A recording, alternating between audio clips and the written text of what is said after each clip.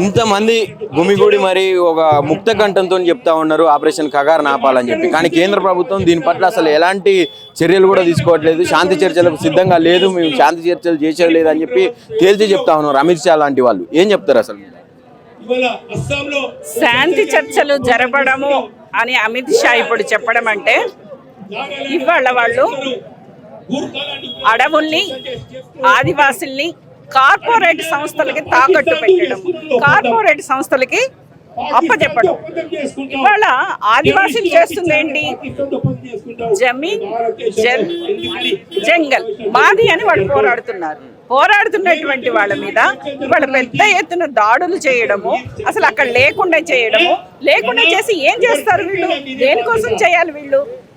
అక్కడ ప్రజలు ఉన్నారు, ఆదివాసీ ప్రజలు ఉన్నారు, వాళ్ళ జీవనం అడవుల్లోనే. ఆదివాసీల హక్కు అడవి, కార్పొరేట్ల హక్కు కాదు, ఆదివాసీల హక్కు. ఇది రాజ్యాంగబద్ధంగా ఇచ్చినటువంటి హక్కు. ఈ హక్కును కాదని ఇవాళ వాళ్ళ గొప్ప చెప్పడం అనేటువంటిది ఏదైతే ఉందో అది చాలా నీచమైనటువంటిది, ఘోరమైనటువంటిది. దీన్ని మేమందరం వ్యతిరేకిస్తున్నాం. వాళ్ళ న్యాయబద్ధమైనటువంటి పోరాటం, ఆ పోరాటాన్ని అణచడానికి వాళ్ళు చేస్తున్నది ఏదైతే ఉందో ఇది సరైనది కాదు. వెంటనే శాంతి చర్చలు జరపాలి, కగారు ఆపరేషన్ ఆపాలి అనేటువంటిది మేము డిమాండ్ చేస్తాం. అక్కడ ఉన్నటువంటి 5th షెడ్యూల్లో ఉన్నటువంటి పేసా చట్టం అమలు చేయకుండా, వాళ్ళకి హక్కులని ఇంకా ఇవ్వకుండా, వాళ్ళ ఒక పక్క నక్సలైట్లే వాళ్ళని చంపుతా ఉన్నారని చెప్పి మాట్లాడుతూ ఉన్నది కేంద్ర ప్రభుత్వం. ఏం చెప్తారు అసలు? ఇప్పటి వరకు ఎవరిని వాళ్ళు చంపలేదు.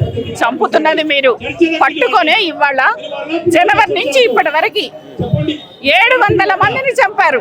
ఒక్కళ్ళని కాదు, ఇద్దరిని కాదు. జనవరి నుంచి ఇప్పటి వరకు కగారు ఆపరేషన్స్ తో నక్సలైట్లు లేకుండా చేస్తారు. అసలు నక్సలైట్లు ఎవరు?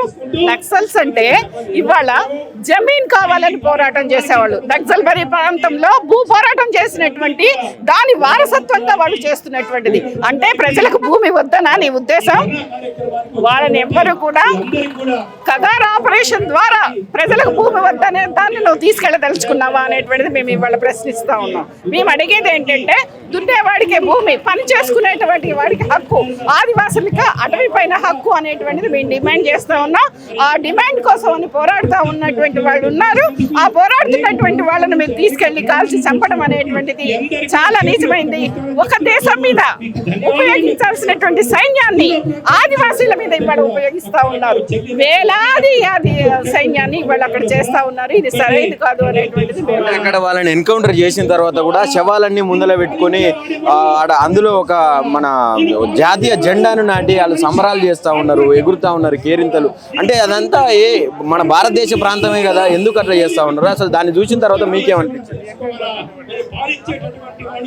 పాకిస్తాన్ మీద సింధూర్ చేసినప్పుడు కూడా అట్లా సంబరాలు జరుపుకోలేదు. అంటే ఈ దేశవాసుల్ని హత్య చేసి, ఈ దేశవాసుల్ని చంపి అక్కడ సైన్యం సంబరాలు చేసుకోవడం అంటే దీని అర్థం ఏంటి? అంటే వాళ్ళ ఆనందం పైశాచిక ఆనందం. అది ఈ దేశ ప్రజలు చంపుతూ వాళ్ళ ఆనందంగా కేరింతలు కొట్టడం అంటే పైశాచిక ఆనందం. ఇది ఇంతకంటే దుర్మార్గమైంది ఇంకోటి లేదు అనేది మేము చెప్పదలుచు. శవాలను ఇవ్వకుండా, కుటుంబ సభ్యులకు కనీసం లాస్ట్ ఆఖరి చూపు కూడా చూసుకొనియకుండా వాళ్ళే దహనం చేయడం, ఇదంతా ఏమనిపిస్తా ఉన్నది? అత్యంత దుర్మార్గమైనటువంటిది ఏంటంటే, మేము హిందువులం, హిందూ సాంప్రదాయాన్ని మేము కాపాడుతాం. హిందూ సాంప్రదాయం ఏంటి? తన కుటుంబానికి సంబంధించిన ఒక వ్యక్తి చనిపోతే ఆ చనిపోయినటువంటి వ్యక్తిని వాళ్ళు దహన సంస్కారాలు, దానికి కావాల్సినటువంటి అన్ని చేయించుకోవడం అనేటువంటిది ఆ సాంప్రదాయం.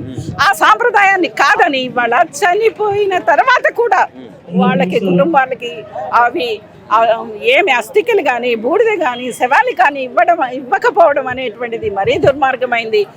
ఒకవేళ భారతదేశం నుంచి ఎవరైనా పాకిస్తాన్లోకి వెళ్తే, లేదు పాకిస్తాన్ వాళ్ళు ఇండియాలోకి వస్తే, ఎవరైనా వస్తే వాళ్ళని మార్చుకోవటము, ఇది చేయడం అనేటువంటిది ప్రభుత్వాలు చేస్తాయి.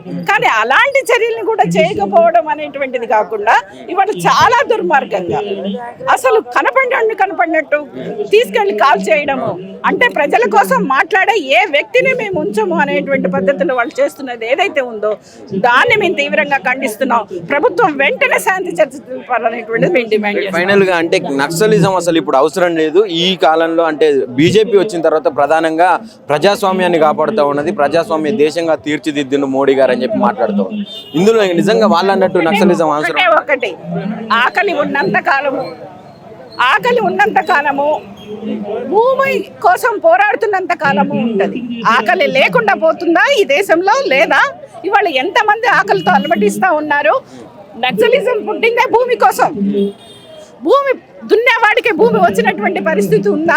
ఇవాళ లక్షలాది ఎకరాలు, కోట్లాది ఎకరాలు, నిన్న కాక మొన్న అదానికి 2000 ఎకరాలు ఇచ్చావే, మరి ప్రజలకు నువ్వు ఎకరం భూమి ఇచ్చావా?